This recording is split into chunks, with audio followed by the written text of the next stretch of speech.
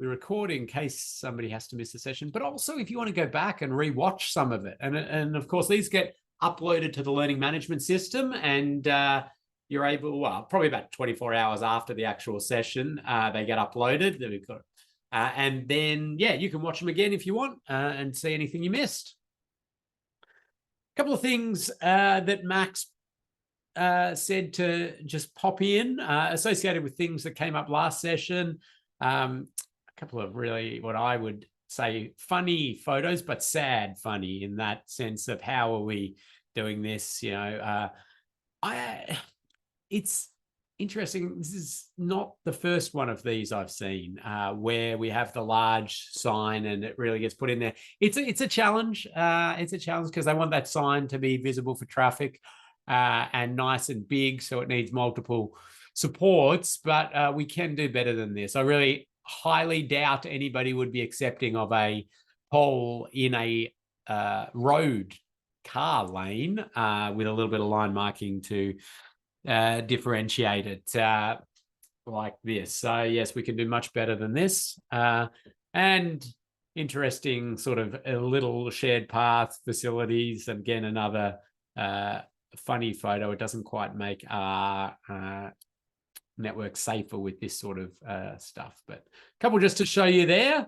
And another one associated with those off-road or facilities and the crossing points for pedestrians. There's always a bit of interest with that. And I'll talk a little bit about this in on-road facilities as well. But there's an example of that way to highlight a pedestrian crossing point with some rumble strips across the bike lane and highlighting using, you know, well-established and well-known and well-understood walking legs.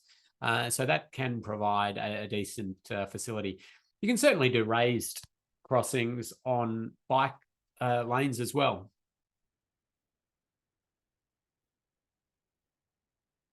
Now, hopefully some of you used the 360-degree footage and managed to have a play around and watch some of those crossing points, those crossing facilities. And we had example one went there with the, that one's in sort of the Kew area in Victoria where it had the priority crossing there.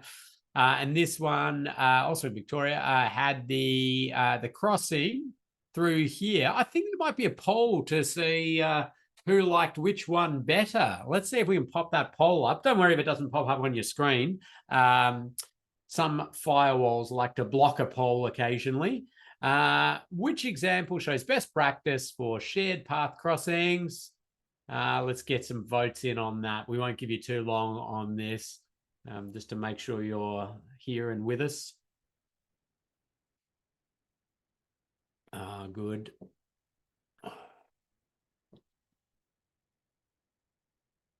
I'm going to give that 5 more seconds. Not spending too long on it. And 3, 2, 1. Let's end the poll, share the results. 97% say example 1. 3% of you. We might have a chat later, I think. We don't know who you are. Okay, let's get rid of that. So, yes, these facilities, as Max sort of went through, they're what we're considering best practice in terms of that priority crossing for bikes and pedestrians, nicely raised, slowing vehicles down, well marked. This one, not the worst in the sense that I like the fact that there's some speed calming there, which you would have seen in the 360-degree footage. And yeah, but we are going to have challenges with vehicles turning in and out, and then especially the speed, and there's sort of big radius of curve, which means vehicles can sweep quite fast through it there. The fact that it's, you know, not priority and we're trying to, you know, say, oh, stop, and it's just a bit of a mess. Not the worst I've ever seen, and I'm sure not the worst you've seen either, but we do want to provide that better facility. Okay. So Wally is not going to appear. Wally is not going to appear in this session, so you're not going to count your Wallies. The reason for that is I think we've got a little assignment for you to do at the end of this, and I'll explain that assignment. So you're going to spend your little bit of time on the assignment as opposed to doing a quiz and having the Wallies. I think there was a comment about the bollard, which is interesting. We'll talk. I think Max talked about bollards. There's a bollard here. Yeah, it's really hard in these situations where you're trying to ensure that vehicles don't enter these areas. So bollards are the way to do it. But I think Max talked about how you can sort of almost have a splitter island planting of some description, flexible bollard, and that creates a pretty nice way to highlight that that point and stop vehicles getting in, which is what we're considering best practice. Certainly, we all, and I think again Max covered it off, which we don't want to see anymore is the old fence like that, where you forcing cyclists to get off and walk around. We see that as a major deterrent in cycling, and yeah, so that's that point. Okay, what are we going to talk about today? Well, we've got protected bike lanes, on-road bike lanes, and mixed traffic. So we'll jump into each of those. You can see under each of those major headings, we've got a few subheadings: one-way paths, two ways, and the way we separate, and different cross-section arrangements with dooring considerations, but then how we might play with on-road bike lanes in certain environments to try to minimize that risk. And Sharrow's local area traffic management as well. So lots to cover. I will give you a break around halftime, which somebody might need to tell me, Loretta or Ilsa might need to tell me when I get to around that point, because I don't seem to have a clock on me, but that's okay. But let's jump into it. Do ask your questions, make your comments at any point. So let's talk with protected bicycle lanes. So we are thinking of these as, I suppose, on-road facilities in the sense that they're part of the road cross-section in the carriageway. We're utilizing road or street space for dedicated cycle facilities with some sort of physical separator there. And lovely picture. I love this picture, partly because I took it, but also the fact that we can see vehicles parked, pushed out into the roadway, a nice clear run for cyclists, a nice wide-ish facility, and lots of good stuff about that. And I'll go into a bit of detail around the specifics of this, that we might dig into a bit further. And then, of course, like we did from Max's first session, we've got some 360-degree footage of riding these types of routes, and also ones that maybe aren't so good, certainly aren't so good in terms of these mid-block cycling sessions. In fact, you can see Max back there with a 360-degree camera on his head doing some of the filming. So let's jump into it. I mean, very sort of simple, clear reason why we are looking at these protected lanes. One of the reasons is associated with people's confidence to ride. Okay, so we've got perceived safety and confidence to ride. We've got actual safety outcomes, and those are often interlinked, but so we need to think about both. But look at that. A protected lane, 83% of those surveyed in this City of Melbourne study from 2017 said that they were confident to ride in that facility. Yet only 22% are confident to ride where we're having a dedicated bike lane, but it's not got that physical separator, and vehicles are right there. So I think that's pretty compelling evidence on its own right, as we want to encourage people to be riding. And we do know there are safety benefits, actual, not just perceived safety, but they play out as safer outcomes with the protected lanes. But like a lot of this stuff, there's a bit of devil in the detail of how we do it, and how we make decisions, and where we need to compromise things, because the real world is messy, very messy. As many of you know, we've got challenges associated with services, the land we've got available. We've got pressures from different traffic models or pedestrian models, or these sorts of things. And we've got people wanting to do everything with a bit of a road or a street. So we'll jump into that. And I immediately want to start talking about the sort of cross sections we might be dealing with for different arrangements where we provide these protected facilities. We'll delve into this a bit more detail. I think that might even be covering off the first question that's come in, but you can see here sort of a generic cross section using that little, what is it called? Street mix, where you can just plonk your cross section in. Somebody confirm that in the chat. I'll give you a prize if you can confirm it, and put the link in the chat. I think it's called Street Mix. It's a lovely little tool for just dropping out different cross sections, carriageway, playing with your lane widths and your bike facilities and your what you've got and how you might mix it up. And it produces a nice little diagram like this, which is always good and fun to talk to with the public. There you go. Andrew's put it in. Prize for Andrew. Thank you.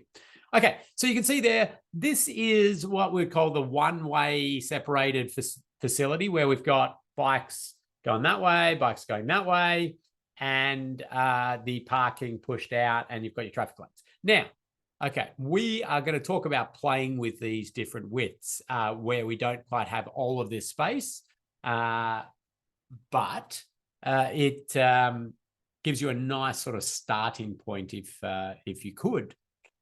Do you need 3.5 meter traffic lanes? Probably not in most situations, but nonetheless, it's somewhere to start.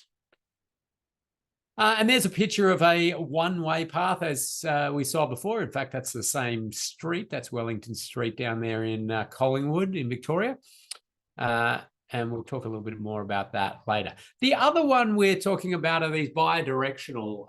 So this is where you put both directions for bikes on the one side of the road, and you actually save yourself a little bit of carriageway width here, because you only have the one separator there, so you can get a little bit more out of that. But again, of course, we can talk about removing parking lanes, or we could talk about narrowing these down significantly, potentially narrowing down parts of the sidewalk as well. It's all going to be very context dependent, isn't it? And this is where we can have challenges where people, want one thing absolutely specified, but trying to deal with many, many contexts out there. And we also, as road designers and engineers and developers of roads and technicians and the like, a lot of our trouble comes about when there is not clear strategic objectives, or the strategic objectives are getting watered down with other objectives and pushed into place. So, okay. So here you can see that multi-directional bike facility separated there. And we'll have a chat about some of the advantages and challenges associated with this shortly. But I'm in a big prize-giving mood. It's a Friday. Fridays should have lots of prizes to everybody for managing to turn up to work on a Friday. Hey, I've got an interesting question. Like, the diagram I was showing here had this sort of decent size separator. If we look back here, there's a good bit of width on that separator, isn't there? why this one is, why is this one much thinner? And would that, why do you think that is? Okay. I like this group already. Look at all the comments coming in. Okay. The first person, Loretta, that said there's no parking there can have the price. So yeah, there's no actual parking facilities here. So that's just a separator. Now, do we have the ability and the chance of a vehicle to enter this? It is possible. So, but you'd think that in the context of the speed environment. Little giveaway there, yellow line marking. So in Australia, yellow line marking means no parking. So that's in the road rules, I'm pretty sure, the Australian model road rules. So it should flow down to jurisdictions. There's a little bit of trivia if you didn't know that what yellow line marking meant in that context. Okay, but we'll come back to sort of widths of those sort of things and separators and watching out for that dooring and the like. But there's a prize. Strange little one here that they've got a crossing point as well. I'm not sure what's, well, they've got the green for conflict points. So obviously there's going to be some crossing. It might just be a little informal crossing point, although, crossing that many lanes of traffic and things, we might want to see an actual crossing facility. But let's keep ticking on. Ilsa and Loretta, jump in, stop me. As you might see, I just power ahead until somebody reins me in. Okay. Here's a nice little bit of a table that we put together with sort of characteristics and just comparing that single lane and bi-direction, because there's often a debate where people say, well, which one's better? There's like anything, there's advantages and disadvantages with each, and there's contexts where you would use some and not the other. But I think this nicely describes some of the advantages and disadvantages. Okay, so physical separation from vehicles. They both do that. They both do that pretty well. Are we separating cyclists? Well, obviously in the bi-directional, there's possibility of that strike. Reduce dooring. They're both going to do that. Certainly, we reduce that dooring significantly. Maximizes the carriageway. If you're constrained on that, as I mentioned, you can get away with a little bit of a narrow carriageway if you do the bi-directional. So then, are we providing facilities on both sides of the road? We're doing that with one. And that can be an advantage in terms of if you have activity on both sides of the road, as in shops and things that are tractors. The number of conflict points, I've got a diagram on this later, but vehicles turning into multi-directional facilities have some more challenges, and that sort of covers off the next two. Pedestrians crossing can be a little bit surprised by a bike coming from a direction they didn't expect when you've got multi-directional facilities. And then it's a bit of a challenge to phase in multi-directional bike lanes into signalized crossings, and also to try to change them to dual, so a single way. So you're trying to take a bi-directional and swap it out to a single directional through an intersection, which is fun. And it always makes me think of Max's post, and I popped this in there. Max doesn't even know I popped this in there. Max did a really good post on LinkedIn around and some video footage around changing a bi-directional to a single directional through an intersection, and one of the ways you can phase that and make it work with some video footage there. So if you're not following Max on LinkedIn, well, you're missing out. Get on there, follow Max, or connect with Max, because he puts out lots of cycling infrastructure posts and cycling safety information.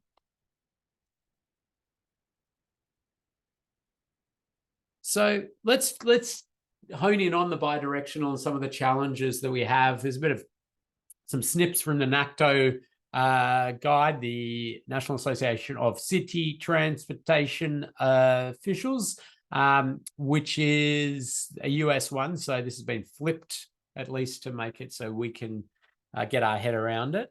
And that's the Urban Bikeway Design Guide. So worth having a look at that. And it's got lots of these good diagrams. They do well with diagrams and little bits and pieces. So you can see there the vehicles entering and exiting have some challenge. But the challenge is really associated with which direction our bike's going to be coming from, and the intuitive nature to look and expect a bike to be coming in the direction of travel for the vehicles. So we just need to be aware of that. It's not like you can't do this, but just be aware of some of those challenges. And I think this diagram is probably a good one to talk to for that concept. So if we have a right turning vehicle, as is clearly marked there, the tendency will be to turn in expecting cyclists to be coming from this direction. And some cyclists will be coming from that direction. But of course, with that multi-lane facility for bikes, we will have bikes coming from the other direction as well. And that can surprise the turning vehicle. If you have parked cars in here, for example, that also adds to this challenge because of the sightline impediment there, so that vehicle may not sort of see and be aware of that cyclist coming up. So there's a couple of little tricks, I suppose, that we can think about from a design perspective to lessen this risk. It's very hard to eliminate this risk, but we can certainly lessen it. One is this sort of setup, which is actually quite well sort of done here, which they've got a bit of buffer area. Okay, so that vehicle can sort of turn and gets a bit of line of sight there. Providing as clear sight lines as we possibly can is always good.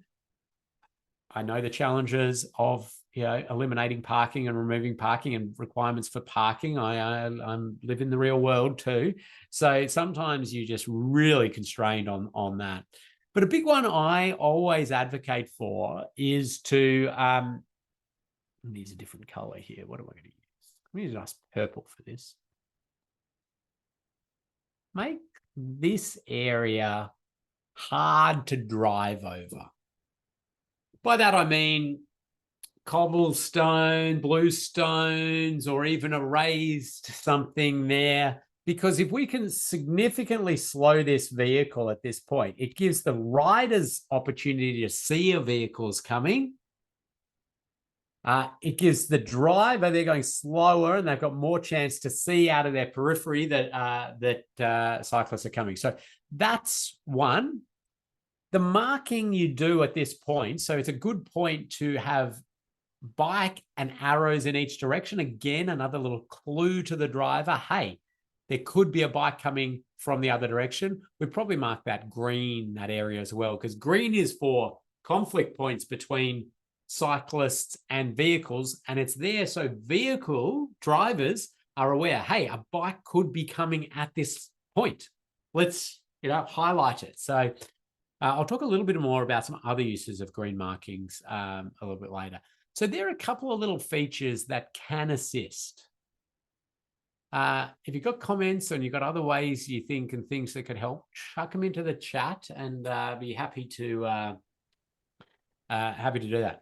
Oh, somebody's popped Max's LinkedIn into the chat. Thank you. Prize for that person too. I think it was Matt.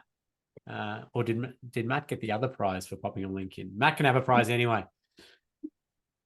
Ken, just a question. Somebody was asking if that would affect the use of the lane crossover. What you were explaining? So which would affect? I'm not sure exactly which one they were asking. I was hoping you could piece that together. Okay. Well, maybe whoever put that in, maybe clarify it a little bit more exactly what you're talking about, and we'll try to. The textured crossover.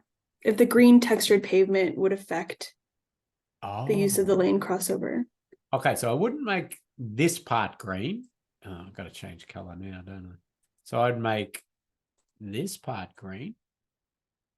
And then I make this part more roady color or a different color because you want the vehicle coming in to have to slow down significantly to navigate this bit. And then this bit warns them, hey, a bike could be coming through here, which hopefully they know, but it's always good to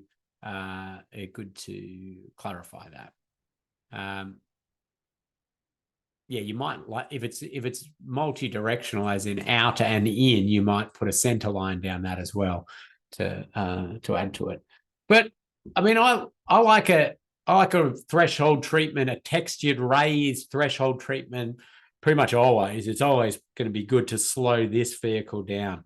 I mean, that vehicle will make fast, quick ducks in between traffic, and it's just going to end with the vulnerable road users being the ones that are injured in these situations.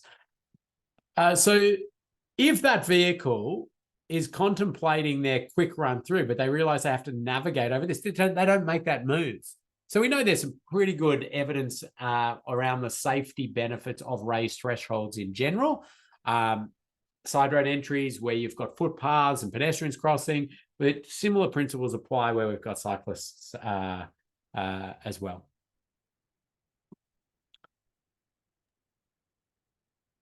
Ken, Yes. just a quick question. Do you know of any temporary cycle lanes that act kind of as those temporary bus lanes?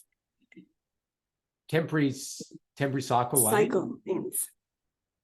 Yeah, I've got some examples coming up of the pop-up bike facilities. I think they mean more as in like maybe from peak hour traffic times, then they don't have a cycle lane, and off peak hours.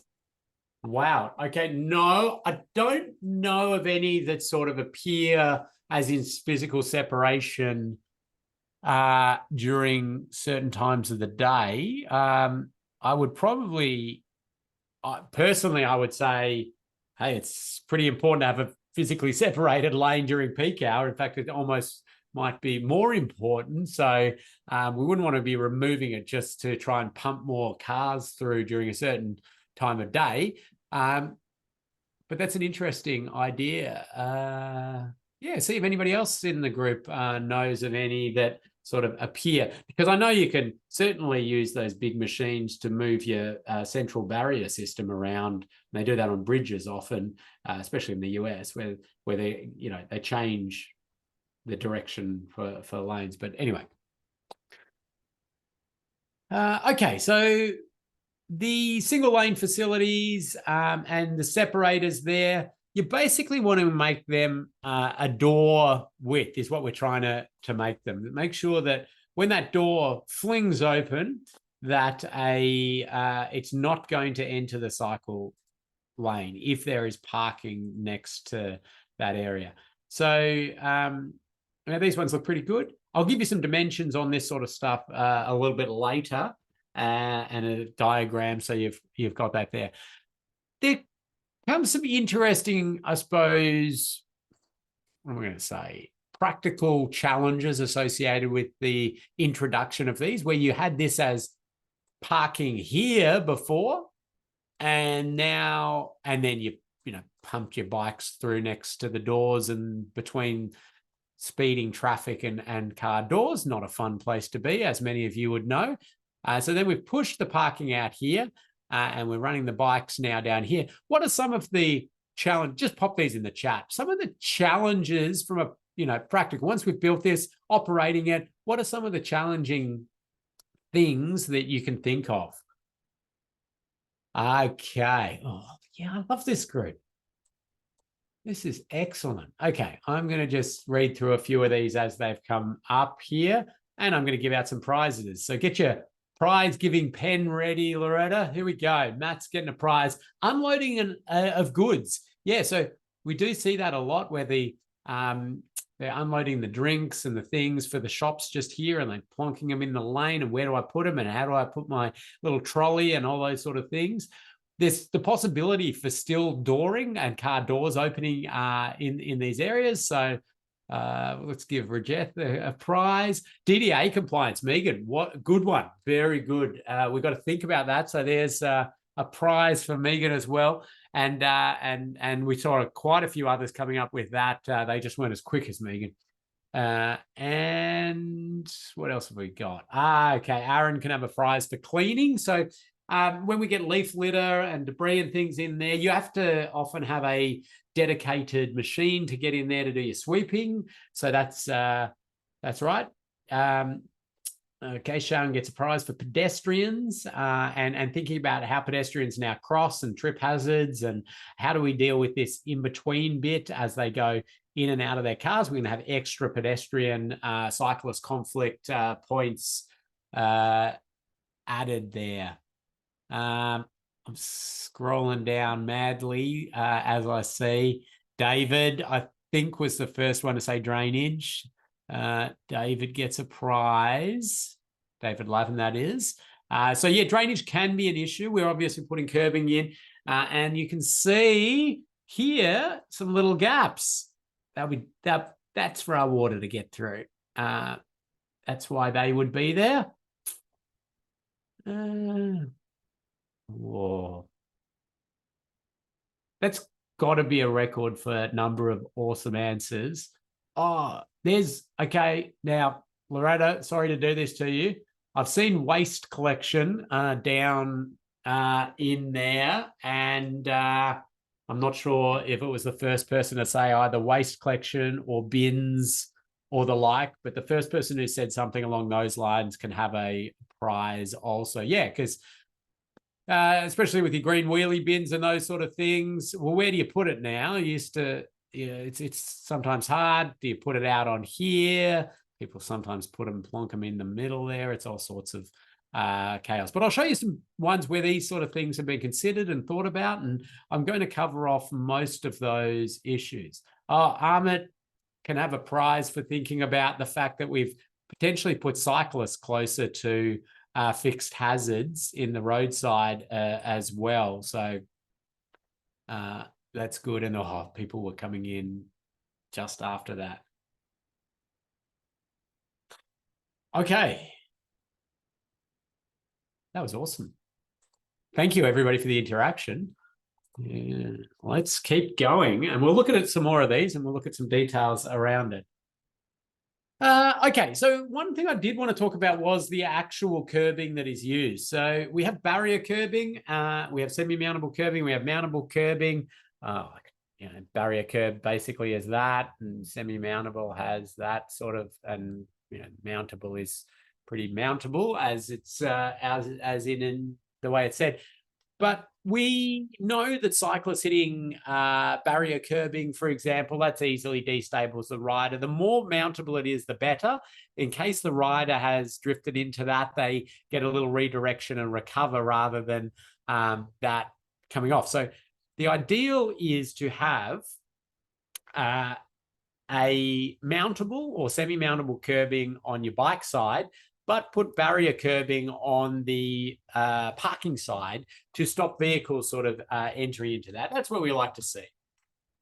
So this one had sort of more mountable curbing on both sides, or semi-mountable curbing on both sides, and you can see the driver sort of propping up there. Now, this is a particular case in, there's a case study in all sorts of things. This one, it's very interesting. I love the fact that these council was going out and pushing and trying to get these in. Is really challenging, narrow cross section to work with, and they've tried some stuff.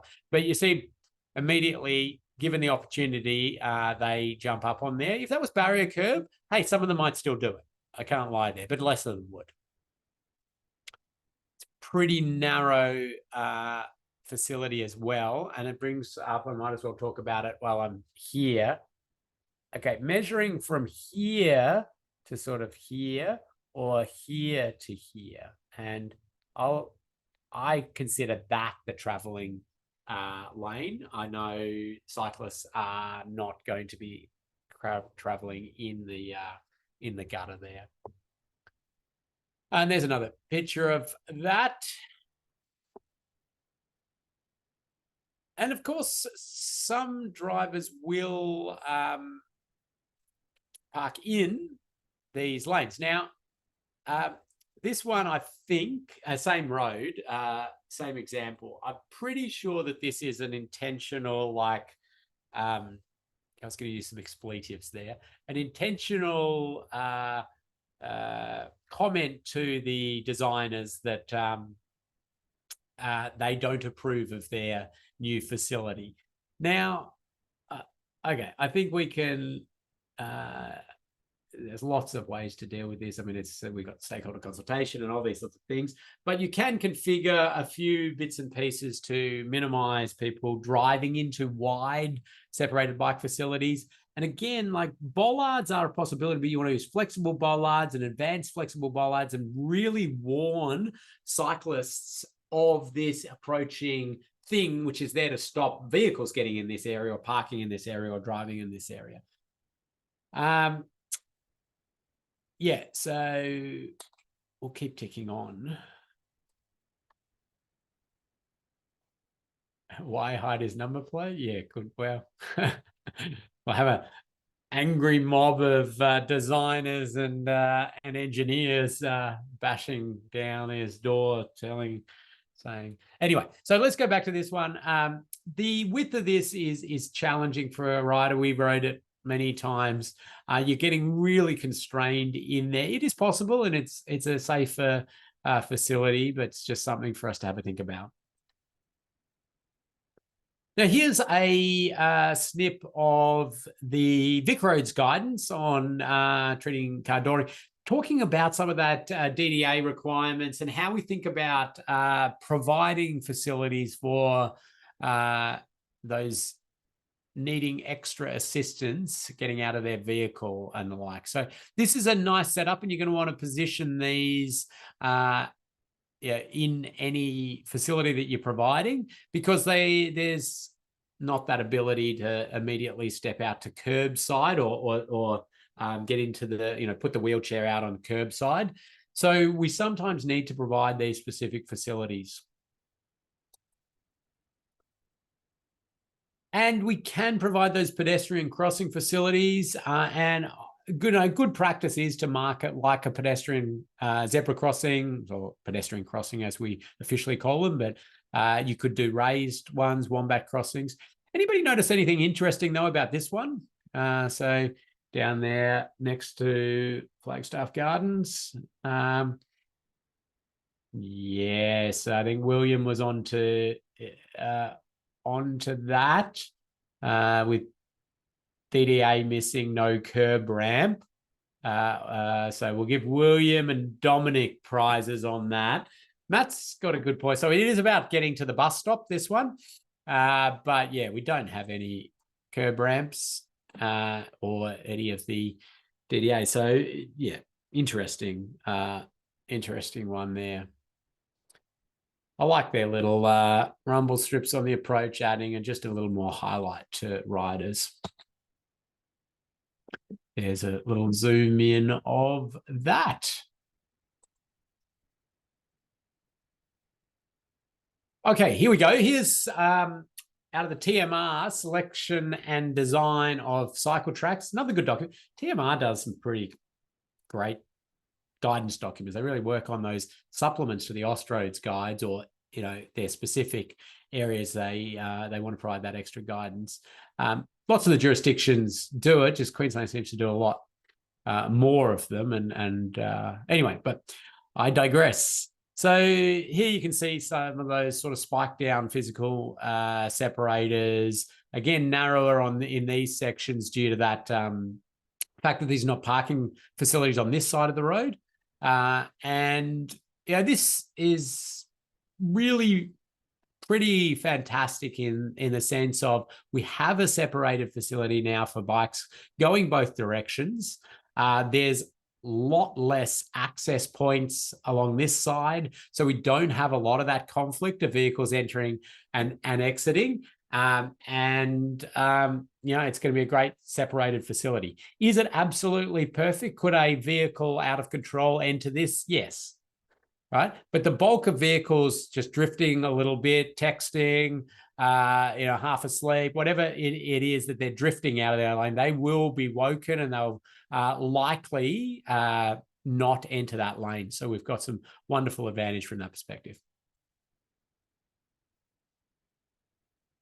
It does present an opportunity for landscaping, and certainly your landscaping architects and others will be thinking excitedly about what they can do with the separator area. Now, we do want to think about, okay, maintenance of that and things growing and leaf litter and the like can beautify an area quite nicely. But also, like, to a degree, we want to think about cyclists sometimes leaving their lane as well. We think a lot about vehicle run-off road crashes, don't we? But do we think as much about cyclists run-off road or run-off path? They may have to avoid a pedestrian that's stepped out, or a dog that's run out, or a kid, or, there's all sorts of reasons why a cyclist might need to avoid.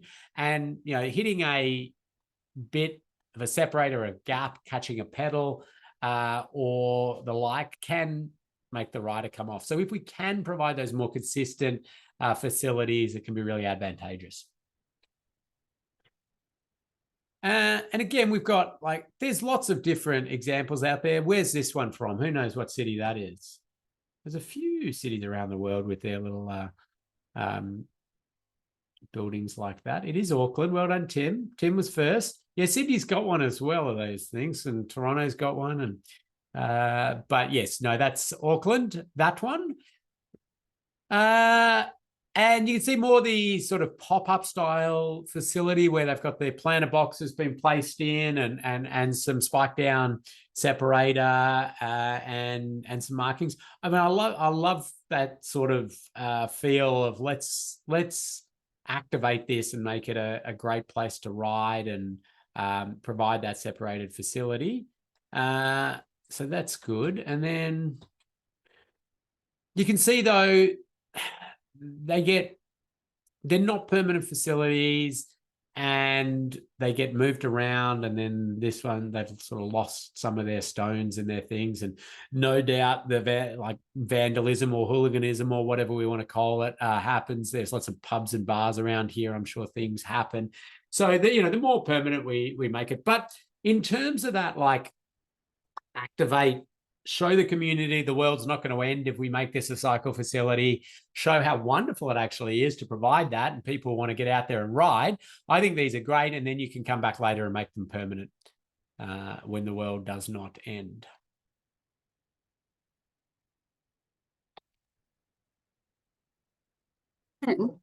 Yeah. Would you consider a swale to be a good separator? Not really. It's sort of pretty easy for a vehicle to just be distracted texting, whatever it is, enter that and be into the bike lane pretty quickly. Better than nothing, but yeah, ideally we have something that's raised above to provide that physical separation. Sounds good. Now, I'll give a prize if anybody can tell me the name of these little things. Anybody know that? Oh, David onto it quick again. David and Trudy were so quick. I reckon it was just internet speed difference in quickness. They're called the Armadillo. I like Bumblebee, though. And Bumblebee is a great name for them. They look like that. So Ella can have a prize as well. Bumblebee, no, it's called an armadillo. It looks like a bumblebee, though. I think there's a little armadillo because of their shape. Now, do we like armadillos as separators? I'm going to go again with better than nothing, but riders hitting armadillos can certainly destabilize riders. Vehicles are getting that, are getting that sort of tactile reinforcement of a separated area, but not ideal. This one I think is in Western Australia. It's not my photo. I think it's one of Max's, or actually might have been provided by somebody from from Western Australia there.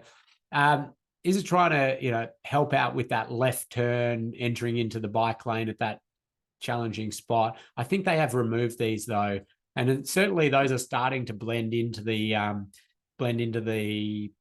pavement and line marking color and being not quite as seen. So we prefer that sort of something that sits up, is quite clear, and provides that separation. So this one is a bit more of a pop-up, but these are quite good. These have not been used in that longitudinal sense, but they're providing some of that sort of physical and well-delineated separation.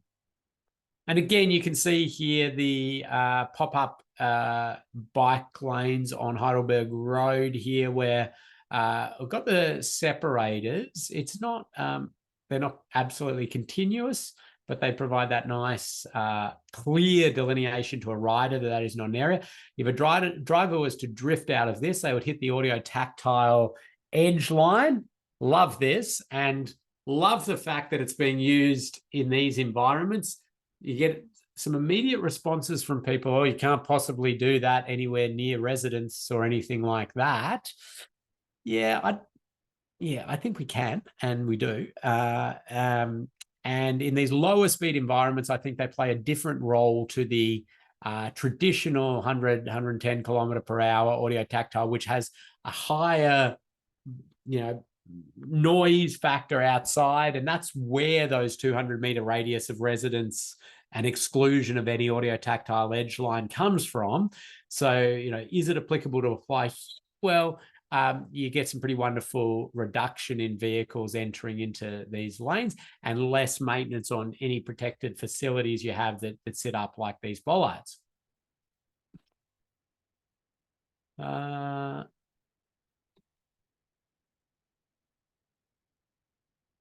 this one is I've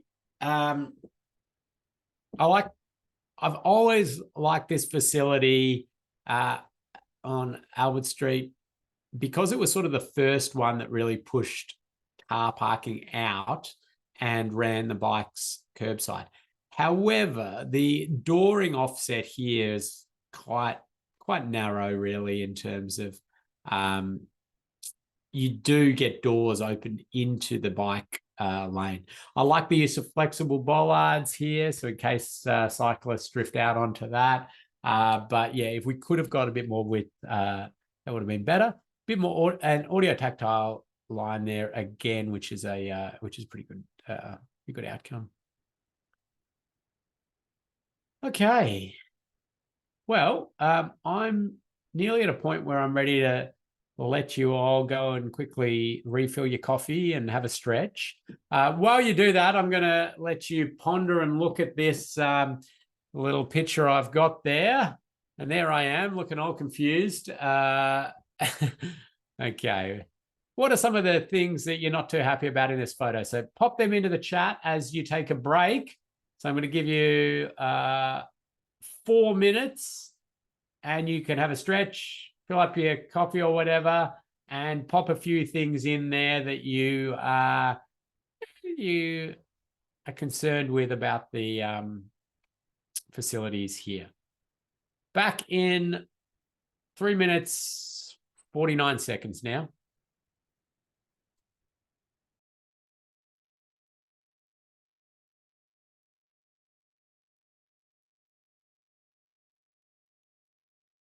Okay, I think I might get back into it.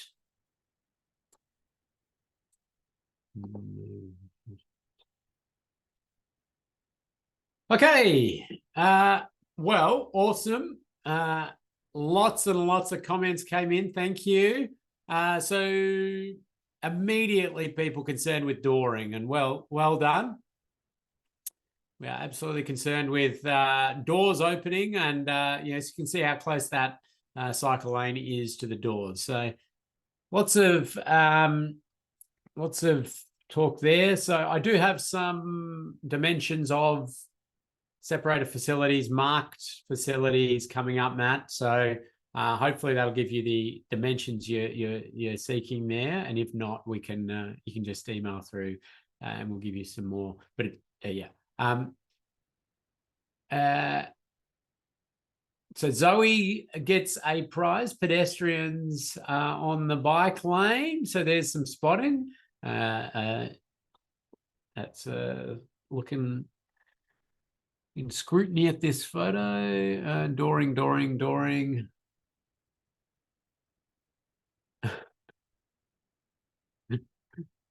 David can have a prize for entertaining me. What's wrong with the photo? He was talking about things that's wrong with me, the mo and the jacket. Yeah, very good. Yes, entertaining.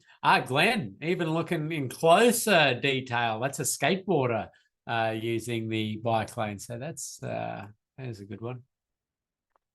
But it really is about that no buffer area, and a good one to highlight that that challenge. I think I saw in there Grace was talking about sort of the amount that this vehicle sticks into the bike lane. I think that's worthy of a prize as well for Grace. And the mirror and things sticking out. This is general, isn't it? Like acceptance of things hanging into bike lanes. I think that's just weird. Like nobody would accept vehicles hanging into traffic lanes, but bike lanes seem to, for some reason, be a different story. I think that's just not good. Elsa. Ken, you might have a better idea. I'm just having a bit of trouble with Jackie's question. They're talking about that in Sydney, they've put separators that just align with the wheels of a vehicle, so people exit onto the road surface. And I'm struggling to visualize this. I'm not sure if you're aware of this tactic. Well, yeah. I mean, the separator, I am. The separator itself, like if you open your door, you'll hit the separator, so the passenger would get out and hit that. So it is a very logical, practical thing to do, that you don't, like you line mark your parking bays, and then you think about where you would put your separators in order for people to actually be able to open their door and get out and not clunk into a separator. So I think it's absolutely okay. A good approach. Yeah, that sounds good. Thank you. Excellent. Let's talk about these on-road facilities, and I have to move through to make sure I've got time to talk to you about your assignment. So yeah, there's a bit of a zoom in on the skateboarders and the like. But we are just going to start with dooring, as you all, like there was just a flood of comments around dooring. It is a common challenge that we all face as we're riding, and the design setup really just enhances this when we're pushing the most vulnerable road user right next to that point where the doors will open.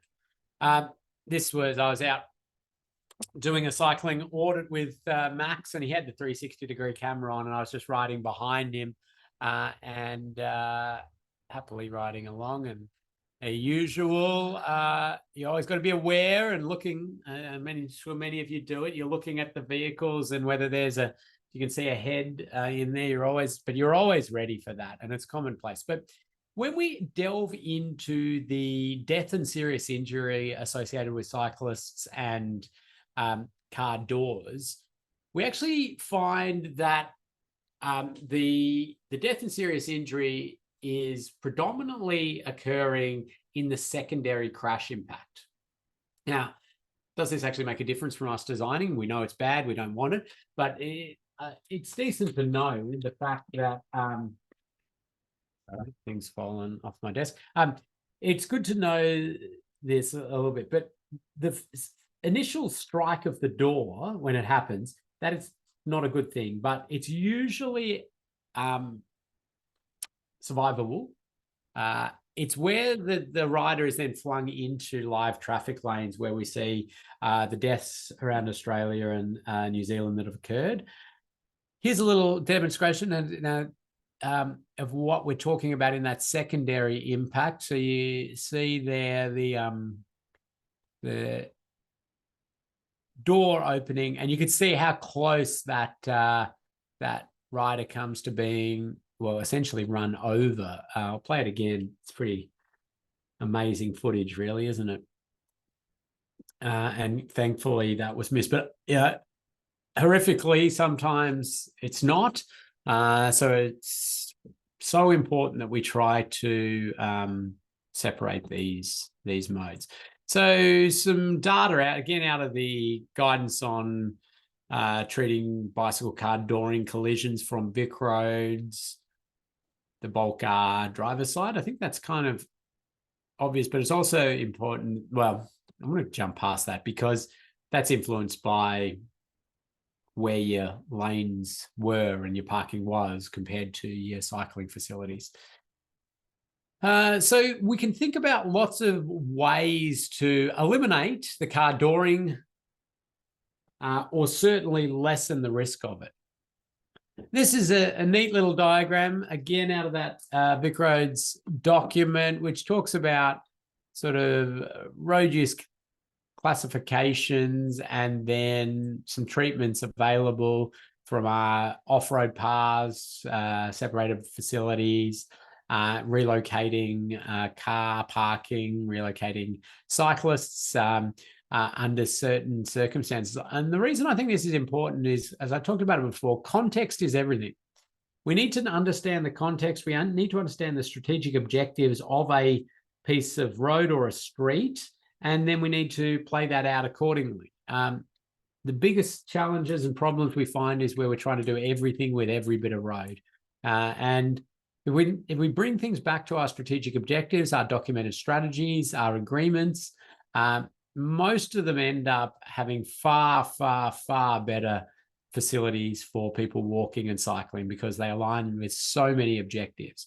However, we do need to recognize that there are still going to be some roads out there that are designated priority traffic, and we should think about that in our holistic strategic decision making. Okay, so when we're now trying to have these facilities, or for some reason we can't avoid having these cycle lanes without that physical separator, there are a few things we can do to lessen the risk. By no means are we eliminating risk here. We're nowhere near in that territory of a physically separated, but for time, for money constraints sometimes, for lots of operational challenges sometimes, for other reasons sometimes, they can either take a long time to change, or you start to lose hope that anybody will ever change it. A couple of things that can be done. Well, we've got different forms of separators from traffic, and I'll talk about those shortly, or separation from parking lanes as well. This was an interesting trial in Glenferrie Road, where they painted green out here to try to maximize the number of cyclists riding in that what is considered a more appropriate position away from the doors. And then more traditional use of green paint is for conflict points where the vehicle is coming in or out, and to be aware that they could be seeing a cyclist. That was evaluated by Cameron Munro, and I believe it showed some influence there's a reference to the actual research if you want to look it up, showed some influence that it changed riders' lines. Okay, we haven't met our major objectives, but something of interest. New Zealand tried another one, try to pull riders in a little bit and also highlight that it's a cycle facility using green dashed, which I thought was nice. And I don't know of any evaluation of that, though. So I can't tell you if it's effective or not, but I thought it was an interesting one.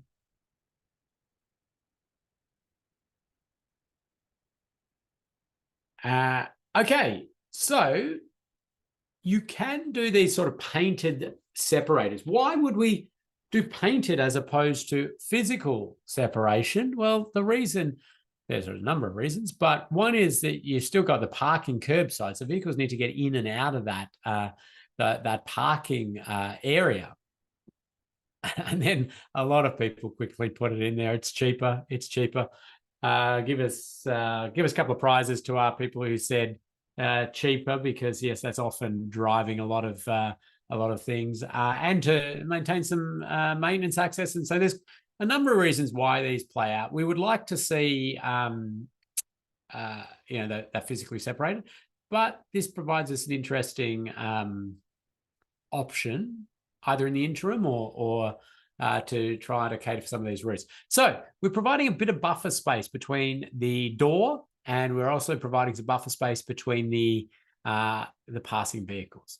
That's great if you've got a nice wide bit of carriageway to play with, but it can be some other challenges. Now here we see the some dimensions being thrown in there. Now we can sort of think about some of these chevron dimensions areas, and you can think about physical separation. So if you go back to the other physical separators, you want to get to that 1 meter, 1.2 meter for your physical separator if you can.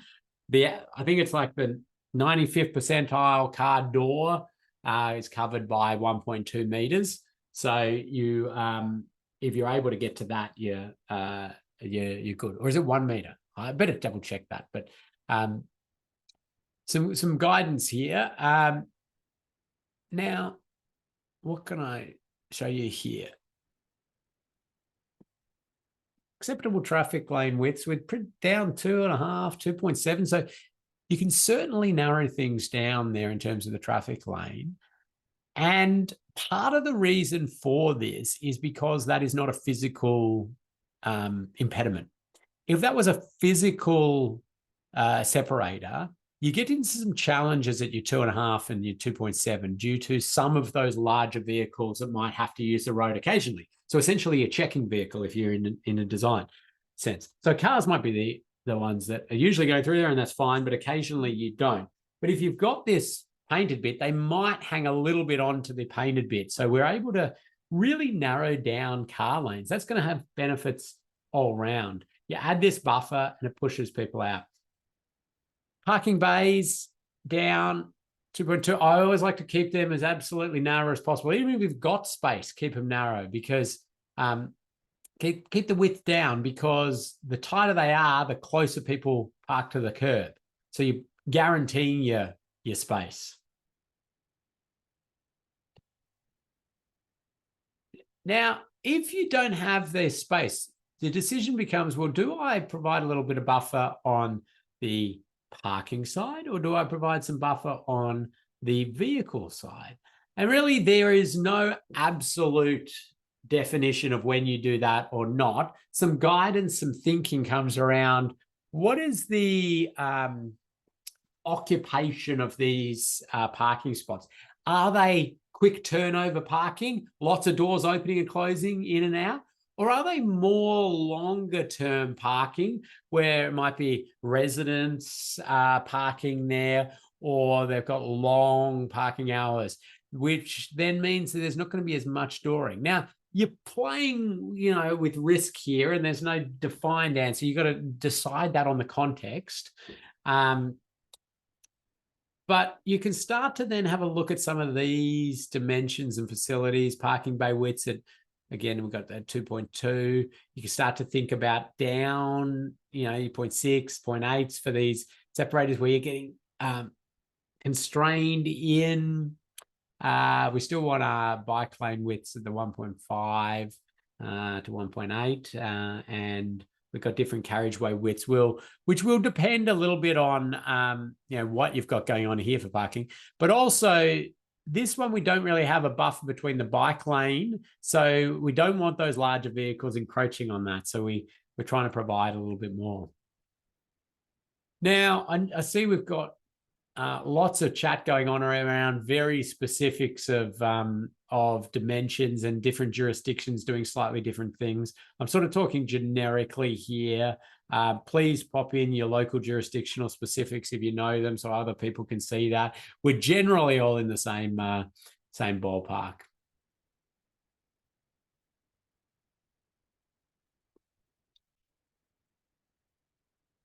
So you can see there's a New Zealand one that's used the chevron.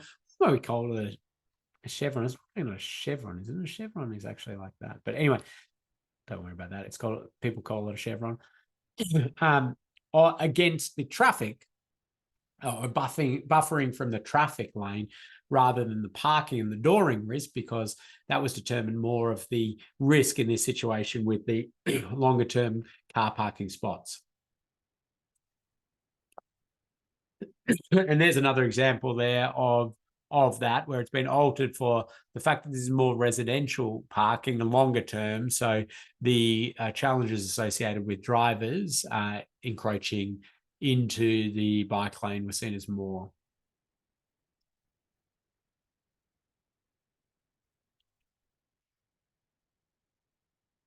Okay, so when we've got bike lanes, that encroaching of vehicles, and especially as vehicle speeds pick up, becomes a real issue for us. And we will see things like painting of the lanes, even though it's not like necessarily a conflict point, painting of it to try to highlight that to drivers. I mean, this is fundamentally flawed in the sense of us hoping that lines and colors and things are going to stop vehicles entering into a bike facility. So we're really down the hierarchy of what we want from a safety perspective out of this. We really, in these situations, would want to be providing some of that physical separation.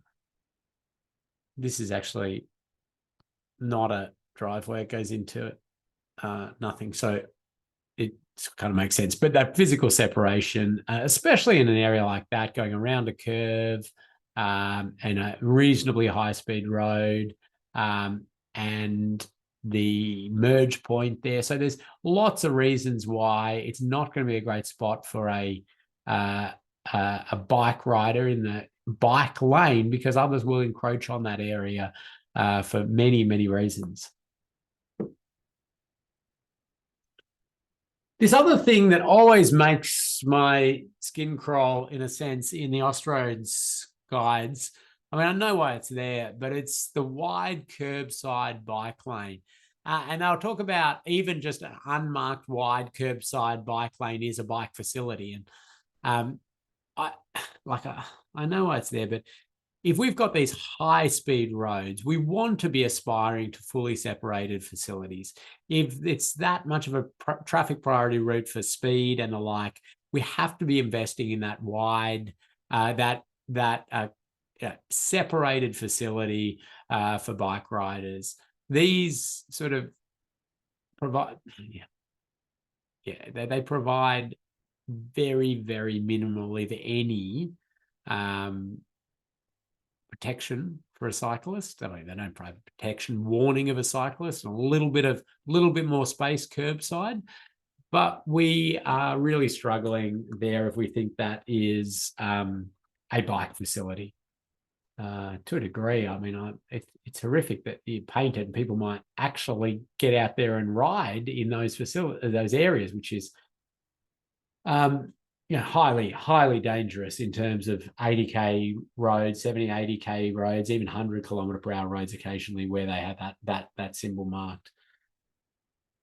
But there's a lot of road network out there, and a lot of it is horribly deficient. It costs a lot of money to build those separated bike facilities. So what do we do in the interim? I'd like to look at, if you're going to do this, lowering speeds of vehicles as well. Okay. The Global Street Design Guide, which is a pretty great document, is available. Now, I think we've got a link for you to download this in the learning management system. I think it's like 400 meg or something. So we didn't upload it because we'd link you straight to the Global Street Design Guide website. And I also think they're tracking which countries and what types of people are downloading it. So you can download it there, but you can see they nicely have these easy diagrams which you can use to show these different facilities and how helpful they can be in thinking about safety, comfort, space, cost, and those sort of challenges we all deal with. I'll pause there and see if Ilse or Loretta want to answer anything or talk to anything. Or I was typing a response, but maybe I can just ask out loud. Someone's asking if it's not better to position a buffer along the road rather than up against the parking area. Yeah, so I was talking a little bit there about your context making that decision. So if you have parking turnover that's very low, so the cars are there the bulk of the time without anybody in it, and you've got higher speed traffic, and by higher, I'm talking 50 or 60 kilometer per hour. So I'm talking about 100 kilometer per hour roads, but 50 or 60 or so, then providing that buffer from the traffic that's moving along fast is generally considered better. But if you've got lower speed roads, then the dooring becomes an issue. And if you've got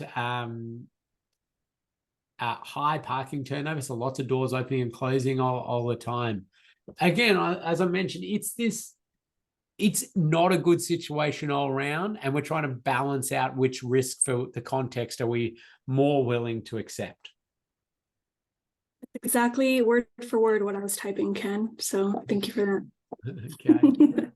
And then someone's asked, why don't we position RRPMs in the vehicle lane and not cycle lane shoulder? Well, it would reduce speed and audios. Yeah.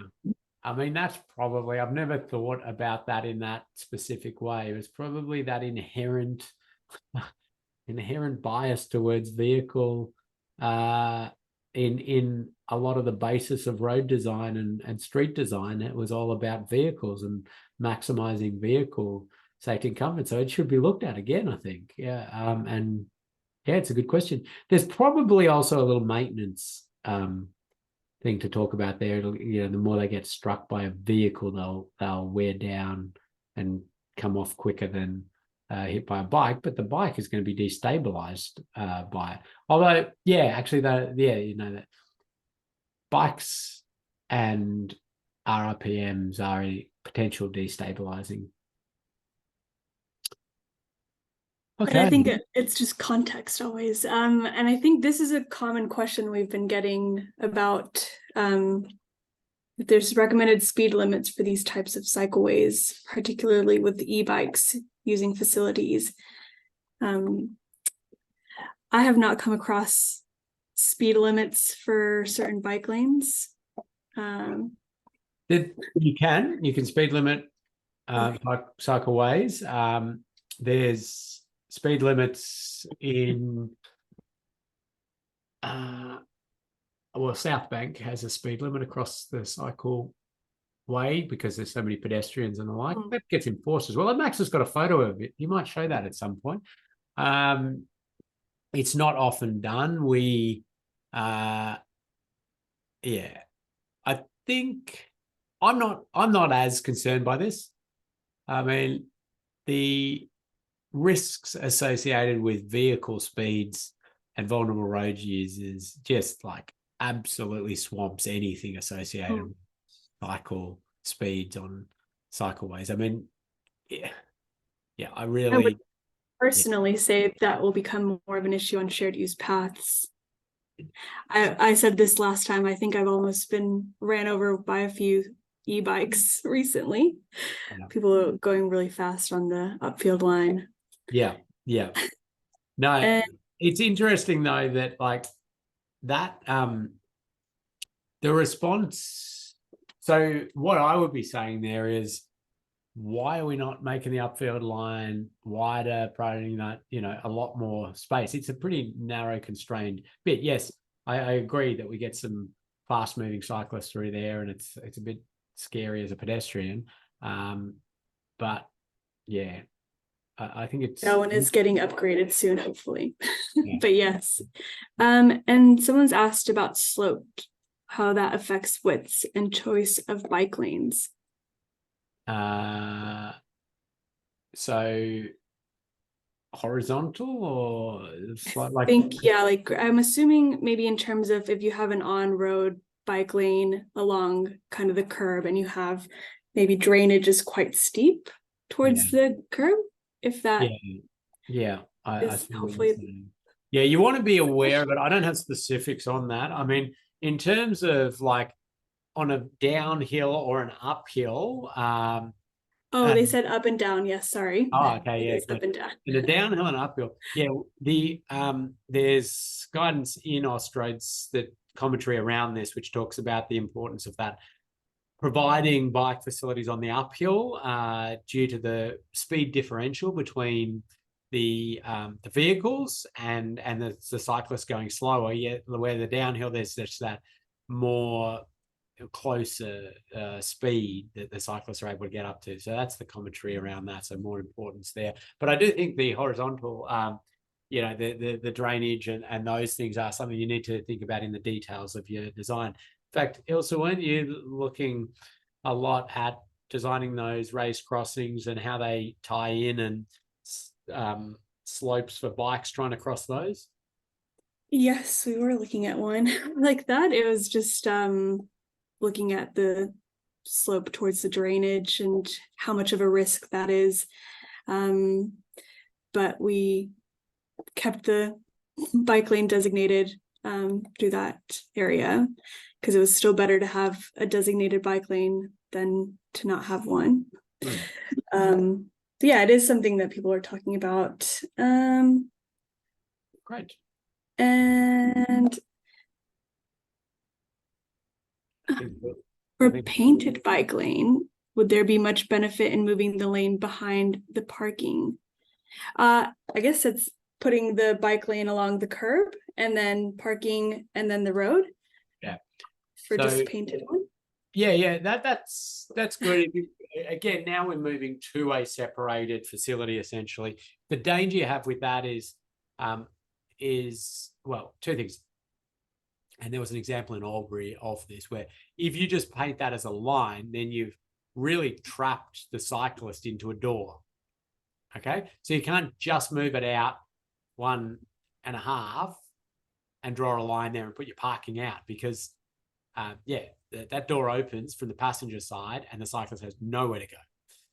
So that's the one thing. So then you need that extra little bit of buffer. But if you can do that, but then you also need to provide some sort of bollards or something to stop the drivers still just parking curbside, which inevitably they will, because that's what they do. Mm.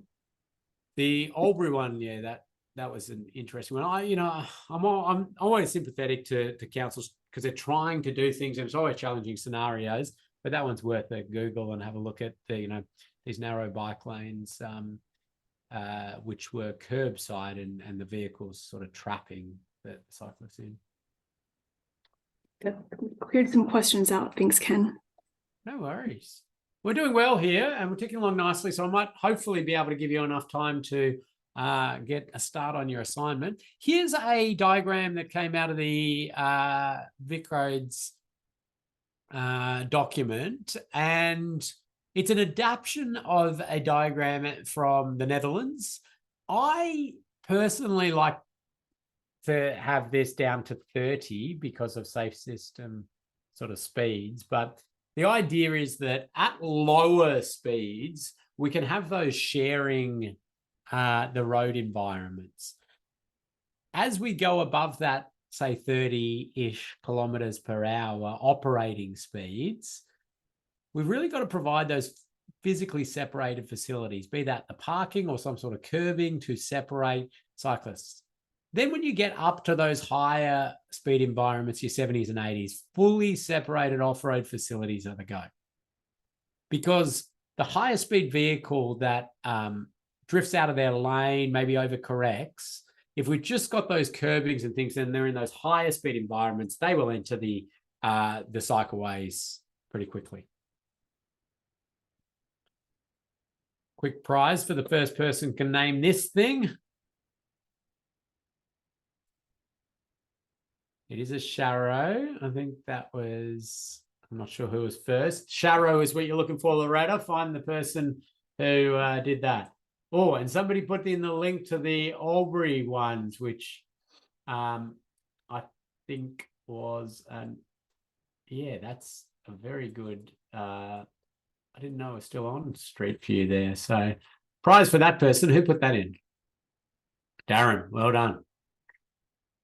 It's a Sharrow. It's a Sharrow. There's lots of talk about Sharrows online not being, worth the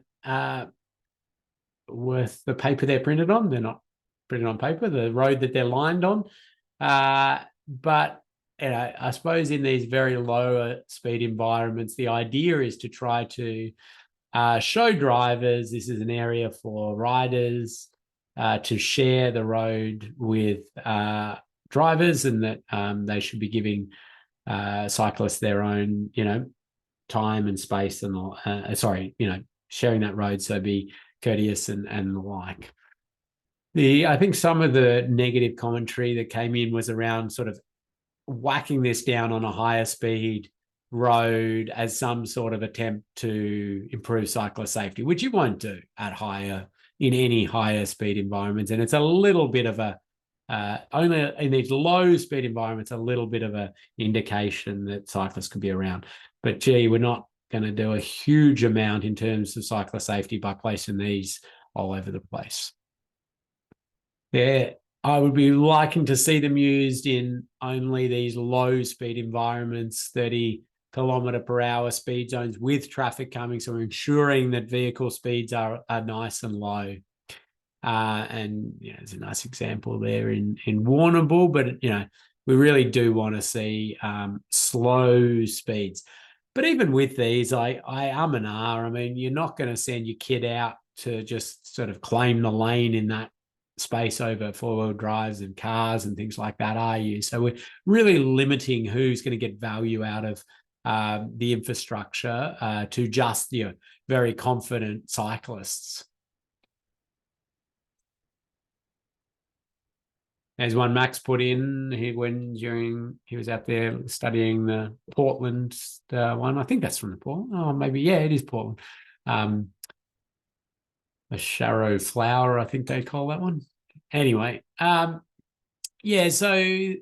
some obvious things wrong with this, apart from the fact that this is a higher speed road environment. Not high speed, but higher speed. I wouldn't be suggesting we do that Sharrow here. And also, of course, we think about any rail tracks, and running a cyclist anywhere near parallel to that is going to be trouble. This gets a big red X from Max. Couple of little things on local area traffic management features before I dive you into your assignment or deal with any final questions. There is a tendency when undertaking local area traffic management schemes, so putting in speed humps, one-way slow points, chicanes, small roundabouts and the like, is to not think of cyclists, and then you end up squeezing cyclists in with other vehicles. What I love seeing are things like this, where we've got that bicycle bypass facility. So this is a one-way slow point, so cars coming from both directions here. Who's going to go? Because you only fit one through. It's a good local area traffic management feature. Everybody slows down, but the cyclist is not squeezed into that challenge. So we provide them that bypass facility. And you can do that for your chicanes and other features. And there's another example of a nice cyclist bypass facility in New Zealand. Also within this, big advocate for just blocking off roads or more streets as through routes for vehicles. There is, like, across Australia and New Zealand, I mean, we facilitate a lot of rat running through having these roads just continue open. We're getting better at it. We're slowly sort of backtracking on a lot of the stuff that happened in the 60s, 70s and 80s. But the idea of blocking off some of these through routes, but providing that bike, the ability for a bike to get through, immediately makes that route a bike route, and it really helps. And you can see that one where they blocked it off here, and the bike route comes down. Now, the little issue they had with this one is they left that bit open, which just meant that vehicles did that. Of course they would, wouldn't they? And then we had the conflict between the bikes and the drivers, and multiple conflict points. So it wasn't ideal, but where you can actually physically block the whole thing off, we have these, great scenarios of creating these residential streets, which do still have cars to get to their houses and can get the rubbish bin, the rubbish truck in, and so you can still, function, but they're not being used as that through route cut through area. But the bikes then are separated from those higher speed vehicles. So a bit of transport planning 101 here. If you can do this sort of stuff at a strategic and a planning level, we're in a much better scenario. So that's pretty much got me to where I wanted to be, and Max asked me to get you all to for this session. I do have to show you your assignment and the 360-degree footage you're going to have a look at to be ready for next session. But there you go. There's another example, isn't it? And God, there's a lot of these out there, isn't it? Where our local area traffic management, plonked right in that bike lane. I think there's again some TMR education tools and documents that deal with that pretty nicely. But just imagine plonking that in the middle of the traffic lane. Wouldn't last long. And that's an interesting bike facility there. I don't know where that one's from. That's end of session. Okay. Oh, what do we got here? That's the guy who rides his penny farthing down Sydney Road. So maybe penny farthings are making a comeback. Okay, let's do a few things now. What are we going to do here? I am going to show you your assignment. That's the Albury one. As I say, I feel for the poor people who are trying to design it, but that ain't going to work well at all. Okay, so the hopefully you're seeing a YouTube there, Loretta or Ilsa. Yes. Cool. Okay, so this you have to put up with myself and Max chatting away at about a separated bike facility there.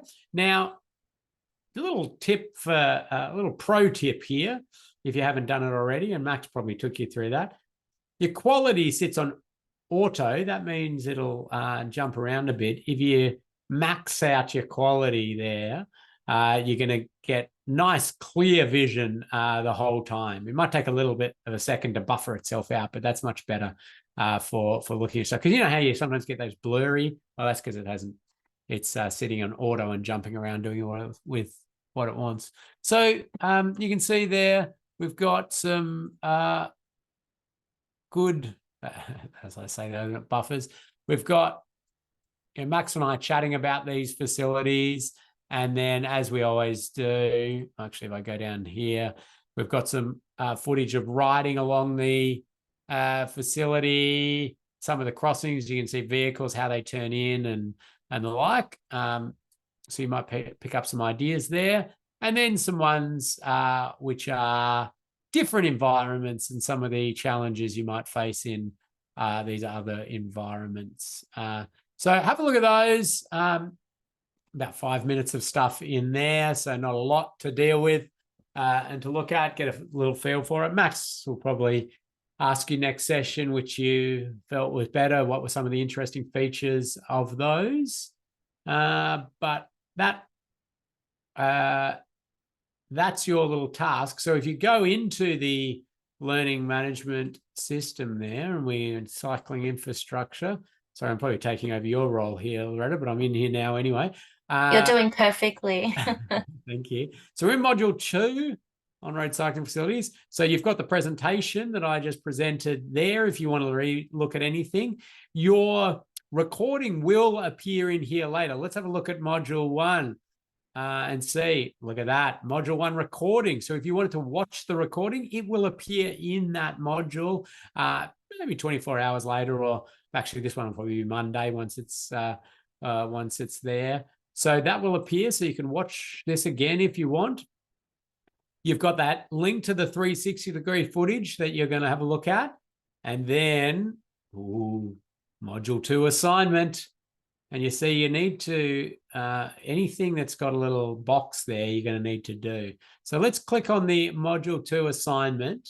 And what you'll see here, am I in student? I'm going to change, I'm going to switch myself to a student. Okay, so what you'll see here is that you've got a Word document and you've got a PDF. Okay, so the idea of this assignment is to have a look at a design and have a think about safety for cyclists. So what we're going to do is we're going to click on our assignment 2 Word document. We'll open that up. I already had it open, but it's going to open again now, isn't it? Okay, here we go. Drag that on here. Enable editing. Okay, close navigation pane. Here we go. Instructions are nicely there. Look at that. Download the Module 2 design review file, which we're about to have a look at. Review the existing conditions of the site if you'd like, and there's a link to the street view there. Fill out the table provided below, save it somewhere on your computer and upload it to the learning management system. Ideally as a PDF, that helps out. So how does the existing environment cater for cyclists? Okay, so having a look at it on Street View. How does the design cater for cyclists? So a bit of commentary around that. What treatment changes in the design would you recommend to improve the safety of people that ride bikes, of cyclists? So we want 3 things that you might change in this design that would improve the safety for cyclists. So let's go back and have a look at that design, if I can find it. Here it is. So we're down in Launceston, good old Lonnie. And we're going to have a look at York Street for anybody who knows it, right in the middle of Launceston there. And there's some plans to upgrade it. Now, please, this has been provided for training purposes. If you live in Launceston or you know people from Launceston, let's not send it to them and tell them they're doing this to York Street, because it was just a concept developed. So you can see there, though, they're planning some changes, some raised intersections, a bit of a bike facility, continues through. It's a one-way road, as a lot are there in Launceston. And you can see the bike facility. So they're providing some bike facilities, but what would you like to change? What are you concerned about? You know, what could be improved? Other ideas? So we're pretty open. We just really want you to practice looking at designs and thinking about the needs of cyclists. And are we maximizing cyclist safety out of these sorts of designs? Is it a bus route? I do believe buses go down here. Is it a...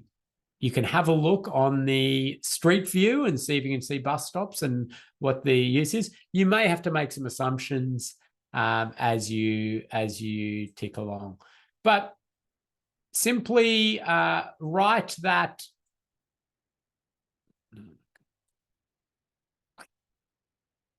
Simply make some commentary in here. You don't need to go overboard. Some commentary in here and 3 things you'd change in that design. Just point them out. Save it. Save it onto your computer somewhere. Jump back in here and then upload it. Although I don't seem to have the upload bit. Anyway, there is usually a little button that says upload, or you can drop it directly in there. Now, when's it due? I'm not sure. Somebody else might have to tell me that. Loretta? Yes, it is due next Tuesday, the 7th, I believe. But it will be once you click on module 2 assignment, yeah, right there, it should give you the due date. And you do need an 80% pass mark or grade for the assignments. I will maybe, have to look at why you can't see the due date on there. I don't know, but I'm telling everyone now, and it's recorded. So Tuesday the 7th, but I'll have to look into that setting. Maybe just be missing a setting there. It could be my setting, but I would usually in this student mode be able to see where I drop the assignment as well. So we'll just have a quick check of that as we go. Yeah, I think it might be your setting because I can see it in my student access, and Sujith has also, given us the date. Everybody can, except for me. Nobody wants my assignment. Rightly so. All right, awesome. Hey, great group. Anybody got any final questions? I want to give you a bit of time to do that assignment, unless anybody wants. I'm trying to just get back to Zoom here. Oh God. Okay. Anybody got any questions? Can you stop me sharing somehow? I've got no idea where that's gone.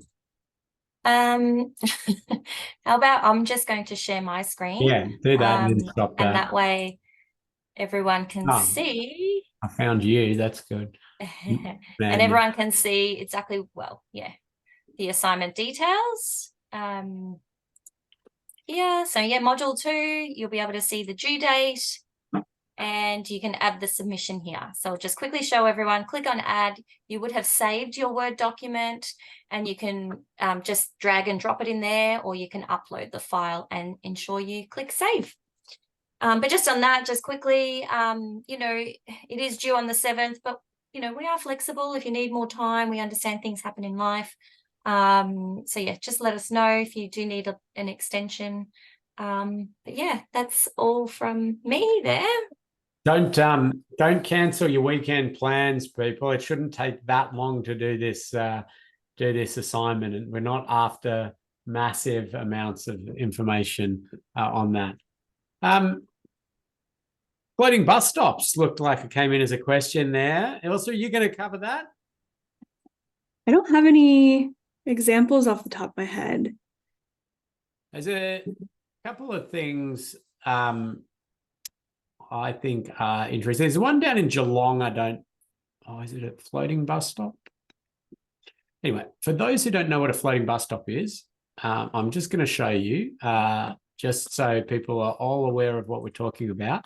And I just shared my screen again, so we may be stuck with me again. A floating bus stop is the idea that, and I've just jumped onto the Safe System Solutions website because there's, snippet 153. We've got like 280 of these little bits and pieces where we'll talk about a specific, feature. So worth following us on LinkedIn if you don't follow us already. The idea is that the cycle facility comes in behind here and that the bus stops there. And that way you're not having that interaction where the bus and the bike has to go around the back and the like. And I think we tried to do this. Yeah, I did some video footage of riding a bus, like a standard bus arrangement where the bus, this is the back view, and this is as the bus comes and pushes you out, and then you got to jump out into traffic and you're pushing, this is behind you and they're getting angry and zooming past you, and then you go and then the bus is trying to overtake you. It's madness. So then you go to like a floating bus stop, which is this idea, and you'll see some footage of it. Now, so here's some UK floating bus stop footage, and this one is quite good. And you've just got a nice raised bit there. And so if the bus is coming, it all works out quite nicely. Now, absolute like online chaos with floating bus stops because, some people put some video footage of some in like the thick of London, central London, or all the these people sort of stepping out and cyclists zooming past. I mean, I think contextually that was a challenge all round. I think it gave floating bus stops a bad rap all round. And I think certainly there's so many contexts out there where floating bus stops are really great. You have to always design things in context. And there may be situations where it's not the appropriate treatment and that we actually should have rearranged things in other ways, which, yeah. So let's not throw the baby out with the bathwater after we see that, footage. Let's just understand that in certain situations, in some contexts, that the dangers for pedestrians and visually impaired pedestrians and others is significant with a floating bus stop, because they've got to get out there to that and bikes will be zipping through. So we've got to manage that context. So that's that one. I do have some other stuff on floating bus stops. The Western Australians are currently developing guidance on floating bus stops. They emailed me a while back asking for anything I had on it and Max had on it that we could flick over. I don't know who over there is doing that, but that would be worth having a look at. But yeah, always worth, if you're looking for a topic and answers on it, going to our latest news and snippets and popping in your search term there and see what pops up. Lots of snippets. Oh, 270 of them almost. Okay. What do we got? Lots of things on bikes. Anyway, enough of that. Oh, I can stop sharing. We had quite a few people sharing a lot of links on those floating bus stops. So thank you to everyone. Cool.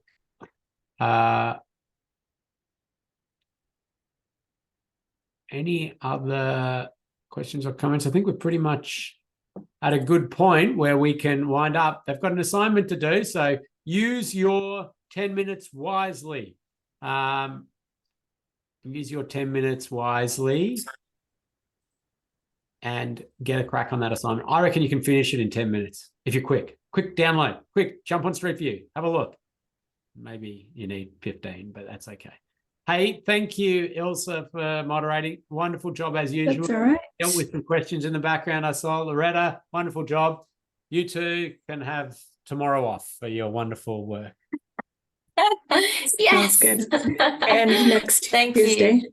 Yes, have an extra Tuesday. Hey, thanks everyone. Great group. Really enjoyed that. Keep in contact, and we will. You've got another session with Max next week. Thanks, everyone. Have a great Good weekend. weekend. Bye.